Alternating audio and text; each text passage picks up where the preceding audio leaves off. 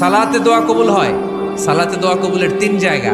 একটা হচ্ছে তাকবীরে তাহরিমার পরে আমরা সানা পড়ি না, আমরা তো একটা পড়ি।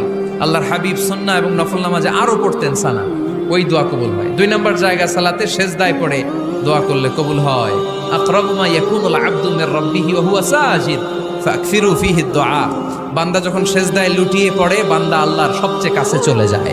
কিন্তু বিশ্বনবী বলে, সেজদাটা তোমার রবের কুদরতি পায়ের উপরে পড়েছে। সেজদায় পড়ে দোয়া করেন। সালাম ফিরানোর আগে বিশ্বনবী দোয়া করতেন, লা ইউসাল্লিমান্না আহাদুকুম হাত্তা ইয়াতাআওয়াযা মিন আরবা'a।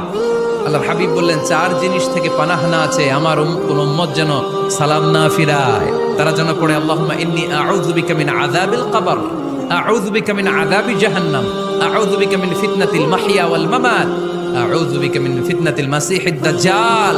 আল্লাহ কবরের আযাব থেকে বাঁচাও, আল্লাহ জাহান্নামের আগুন থেকে বাঁচাও, আল্লাহ জীবন